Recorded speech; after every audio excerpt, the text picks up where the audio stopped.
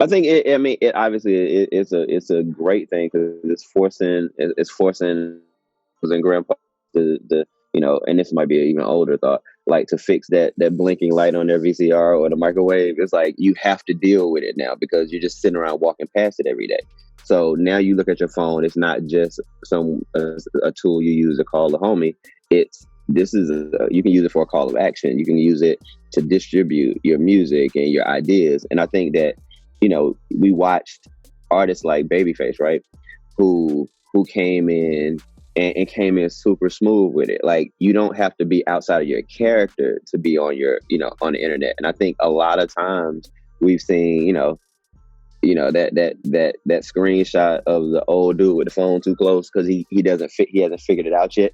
But I think now we're getting to that place where we're seeing the value in it and the value in that connection. And if you're able to be yourself, it's a golden tool. In the DJ sense of it, the whole thing is based on transitions matter. It's the ability. Like I think DJing is the reason why I've been able to maneuver in the industry and in my career the way I have is because it's still the same fundamental rules. It's transition. It's the mixing of things, whether they be people, producers, writers, and reading the room to see what should be next. So it's kind of DJing is the fundamental thing for me on how I move in general.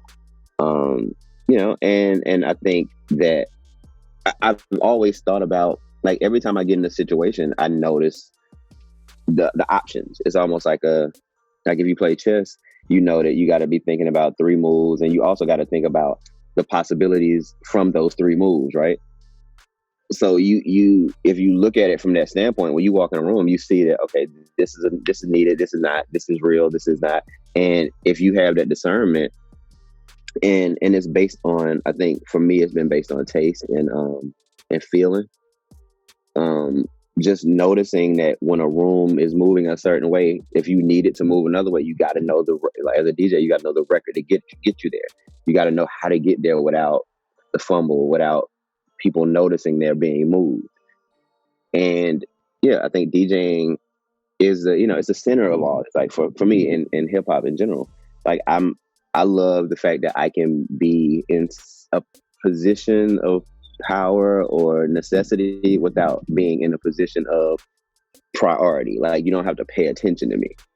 Like it's a service job. And I think I posted a long time ago. It's like if you're too busy, if you're too big to serve, you're not big enough to lead. It's one of those kind of things. It's like I notice the people around me, and I notice their talents, and I notice that that they contribute, and the goal for me is always to get as many of those people in a position to help and contribute to the same thing so that it gets bigger. And yeah, that's been my thing. I don't know if it's gotten any deeper than that for me. Pebbles was probably the first person to make me understand that it was more to what I was capable of contributing than I hate saying just, but as just the DJ in the group. Like she's the person who made me understand that this was more than just a small skill. It wasn't like an ancillary skill. It was like a real thing. And when she was the person who put me in these rooms where I heard information, and she put me in a room with L.A. Reid to ask questions and get real answers. So between Pebbles and L.A. Reid, I think those are my mentors, and they were the first people to open up the that curtain to the backstage area so you can see how it works. And then, and by the way, I'd be remiss if I didn't include Rico, Ray, and Pat of Organized Noise, because they did that for us, and we didn't know what we were doing.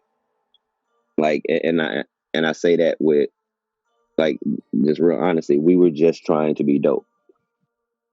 And having someone like Rico who was unapologetically dope and energetic about it, and kind of like having that big brother who says what you're doing is the right thing, and that's cool.